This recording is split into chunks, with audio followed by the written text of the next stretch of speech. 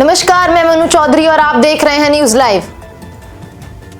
IIMT engineering college के MBA छात्रों ने किया हेवेल्स हरिद्वार का भ्रमण, समझी उत्पादन प्रक्रिया और जाना गुणवत्ता प्रबंधन।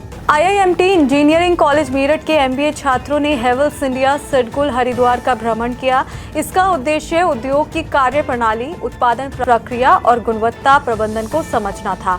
इस दौरान क्वालिटी मैनेजर निशान ठाकुर ने गुणवत्ता प्रबंधन और उत्पादन प्रमुख अरुण एवं ईशान ने विद्यार्थियों को उत्पादन प्रक्रिया की जानकारी दी। महाप्रबंधक संजीव पराशर ने नवाचार के लिए प्रेरित किया। इसके साथ ही हेड एडमिनिस्ट्रेशन प्रदीप जी ने उत्कृष्ट समन्वय के साथ आतिथ्य प्रदान किया। इस इंडस्ट्रियल टूर का समन्वय डॉक्टर सहदेव सिंह तोमर और चंद्रपाल सिंह ने किया। एमबीए के विभागाध्यक्ष डॉक्टर विख्यात सिंघल और डॉक्टर शिल्पी सिंह ने विशेष सहयोग किया। सुकमा एनकाउंटर में टॉप नक्सल कमांडर हिडमा समेत 6 नक्सली ढेर, 1 करोड़ का था इनाम। नक्सलियों के खिलाफ सुकमा में सुरक्षा बलों को बड़ी सफलता मिली है। सुरक्षा बलों ने नक्सली कमांडर माडवी हिडमा और उसकी पत्नी राजे के साथ 4 और नक्सलियों को एनकाउंटर में मार गिराया। हिडमा पर 1 करोड़ रुपए का इनाम घोषित किया गया था। 43 साल का हिडमा 2013 के दरभा घाटी नरसंहार और 2017 के सुकमा हमला सहित कम से कम 26 हमलों का जिम्मेदार था। यह एनकाउंटर छत्तीसगढ़ और आंध्र प्रदेश सीमा के पास अल्लूरी सीताराम राजू जिले में हुआ। मारे गए नक्सलियों में हिडमा, उसकी पत्नी राजे, लकमल, कमलू, मल्ला और हिडमा का गार्ड देवे शामिल है। सुरक्षा बलों ने मारे गए नक्सलियों से 2 AK-47 राइफल, 1 रिवॉल्वर और 1 पिस्टल बरामद की है। वहीं हिडमा के मारे जाने के बाद केंद्रीय गृह मंत्री अमित शाह ने शीर्ष अधिकारियों के साथ बैठक की। बताया जाता है कि हिडमा का खात्मा सुरक्षा बलों की ओर से तय की गई 30 नवंबर की डेडलाइन से काफी पहले हो गया है।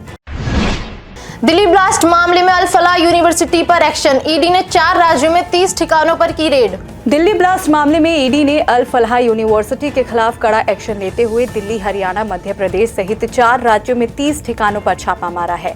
यूनिवर्सिटी के चेयरमैन जवाद अहमद के महू स्थित पुराने आवास और फरीदाबाद में अल फलाह के परिसर, ओखला में ट्रस्ट आदि के दफ्तरों पर जांच पड़ताल की गई है। इस मामले में अब तक एनआईए ने 2 लोगों को गिरफ्तार किया है। ये कथित तौर पर आत्मघाती हमलावर डॉक्टर उमर नबी के करीबी सहयोगी हैं। अल फलाह यूनिवर्सिटी के खिलाफ मनी लॉन्ड्रिंग का मामला भी दर्ज किया गया है। दिल्ली ब्लास्ट मामले में आरोपी डॉक्टर उमर उन नबी, डॉक्टर मुजम्मिल शकील, डॉक्टर शाहीन और डॉक्टर आदिल अहमद अल फलाह यूनिवर्सिटी से जुड़े हुए थे। सऊदी अरब को अमेरिका बेचेगा F-35 fighter jets, middle east में केवल इजराइल कर रहा इस्तेमाल। अमेरिकी राष्ट्रपति डोनाल्ड ट्रंप ने कहा कि सऊदी अरब को F-35 फाइटर जेट्स बेचे जाएंगे। ये फाइटर जेट्स दुनिया के सबसे एडवांस मिलिट्री विमान माने जाते हैं। ट्रंप ने सऊदी अरब को ग्रेट पार्टनर बताते हुए कहा कि F-35 फाइटर जेट की कीमत करीब 900 करोड़ रुपए है। अमेरिकी सरकार ने ये फैसला ऐसे समय लिया है जब सऊदी क्राउन प्रिंस मोहम्मद बिन सलमान व्हाइट हाउस पहुंचने वाले हैं। सऊदी अरब कई साल से F-35 विमान खरीदना चाह रहा था।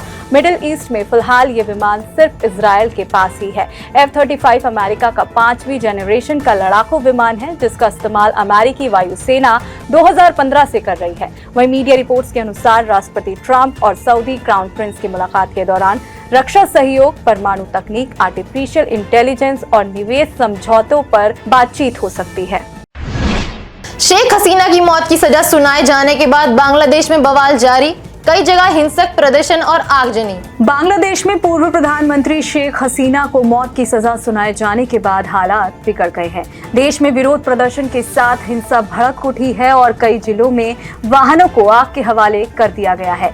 ढाका में सबसे ज्यादा हिंसक गतिविधियां हुई, जिसमें 50 से अधिक लोग घायल हो गए। वहीं आंदोलनकारियों ने शेख हसीना के पुश्तैनी घर पर तोड़फोड़ की और ग्रेनेड व बम फेंके, जिसमें 2 लोगों की मौत भी हो गई। इस दौरान प्रदर्शनकारियों और सुरक्षा बलों के बीच झड़पें भी हुई। दूसरी ओर बांग्लादेश की नेशनल साइबर सिक्योरिटी एजेंसी ने मीडिया से अपील की है कि शेख हसीना के बयान प्रसारित ना करें। पूर्व प्रधानमंत्री शेख हसीना को इंटरनेशनल क्राइम्स ट्रिब्यूनल 1 ने पिछले साल हुए छात्र आंदोलन के हिंसक दमन के लिए मौत की सजा सुनाई है। घरेलू शेयर बाजार में सेंसेक्स की फ्लैट चाल, निफ्टी में भी गिरावट। घरेलू शेयर बाजार हफ्ते के दूसरे कारोबारी दिन ग्लोबल कमजोरी से दबा रहा और 6 दिनों की तेजी का दौर थम गया। घरेलू बाजार के दोनों बेंचमार्क सेंसेक्स और निफ्टी लाल निशान में खुले।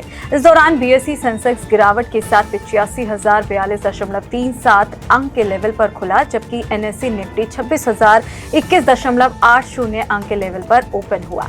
इस बीच लार्ज कैप स्टॉक्स में कमजोरी रही और मिड कैप व स्मॉल कैप इंडेक्स भी टूट गए। सेक्टरल इंडेक्स में मेटल, रियलिटी और आईटी में सबसे ज्यादा गिरावट आई। सराफा बाजार में नरमी, सोने और चांदी के भाव में आई कमी। सराफा बाजार में सोने चांदी के दाम में गिरावट नजर आई। India bullion and jewellers association के अनुसार 10 ग्राम सोना 1558 रुपए गिरकर 1,21,366 रुपए पर आ गया। सोने के भाव में 3 कारोबारी दिनों में 5,188 रुपए की गिरावट आई है। इस बीच चांदी का रेट 3,083 रुपए गिरकर 1,51,850 रुपए प्रति किलोग्राम पर आ गया है। बीते 3 कारोबारी दिनों में चांदी के दाम में 10,880 रुपए की गिरावट आई है।